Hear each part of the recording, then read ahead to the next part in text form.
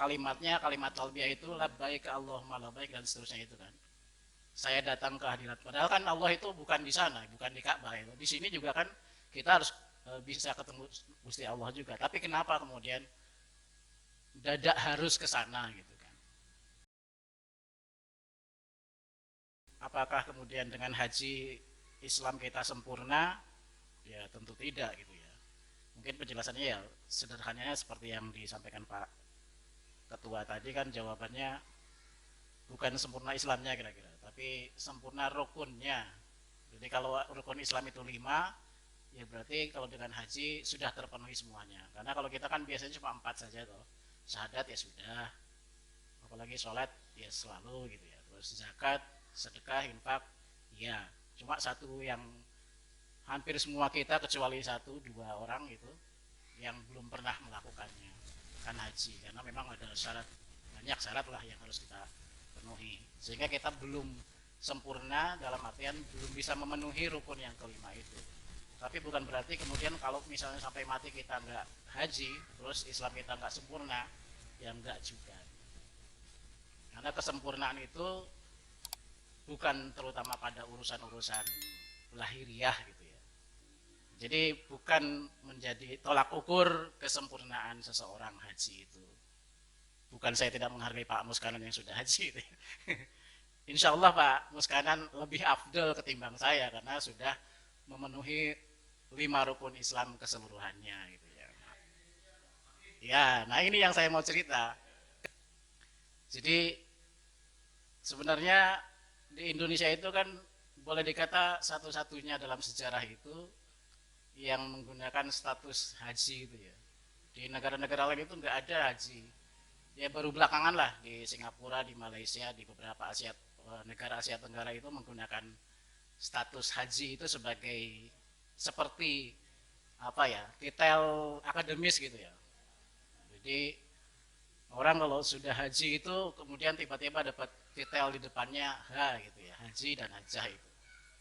Nah, tapi sebelum masuk ke situ saya menanggapi juga yang dari disampaikan Pak Asadi bahwa itu di ayat 200 itu bahwa manasik haji itu kan sesungguhnya apa ritual yang sudah dilakukan oleh umat sebelum Nabi Muhammad, umat agama-agama yang dibawa oleh para nabi sejak Ibrahim bahkan mungkin sebelumnya sampai dengan Nabi Muhammad itu kemudian kalau dalam istilah Pak Mulyono itu disublimasi.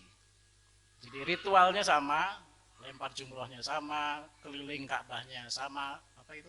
Tawaf ya. Sa'i ya sama juga begitu. Tapi kemudian nilai yang terkandung di dalamnya, makna yang terkandung di dalamnya itu disublimasi oleh Islam. Sublimasi itu ibaratnya apa namanya? Air itu ya, gelas itu. Ini teh gitu terus diisi air putih sampai kemudian warna tehnya itu habis tinggal sisa air putihnya gitu.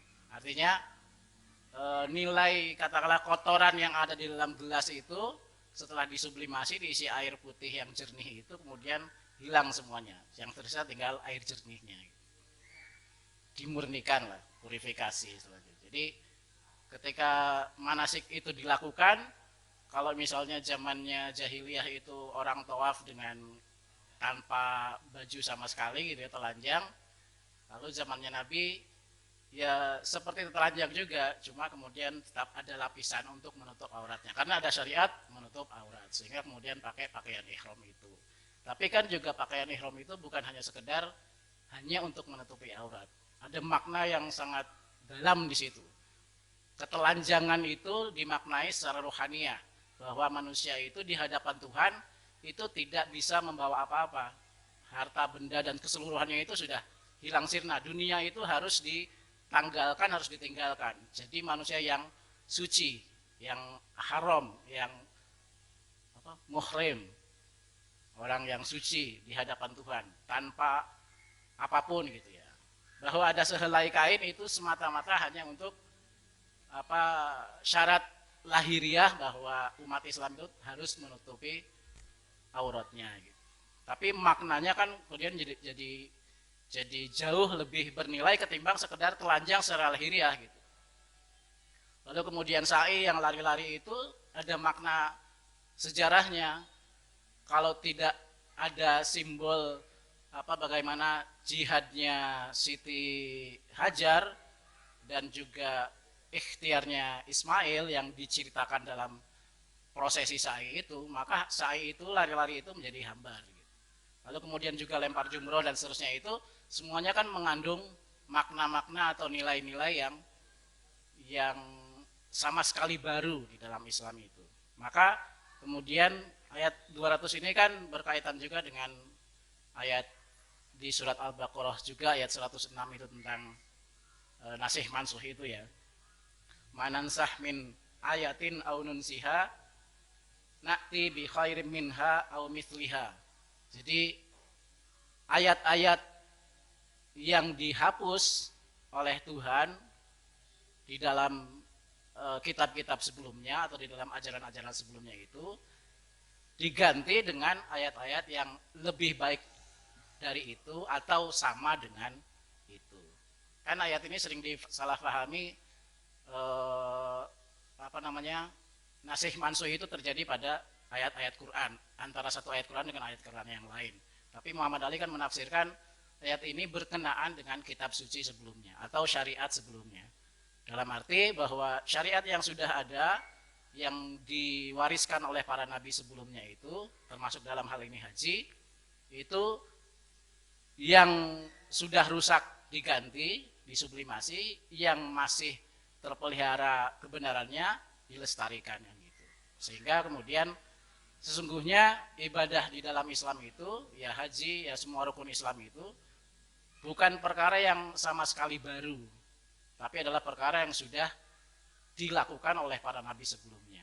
Mungkin dengan cara yang baru dan konteks yang baru, yang tadi disublimasi nilai-nilainya oleh Islam.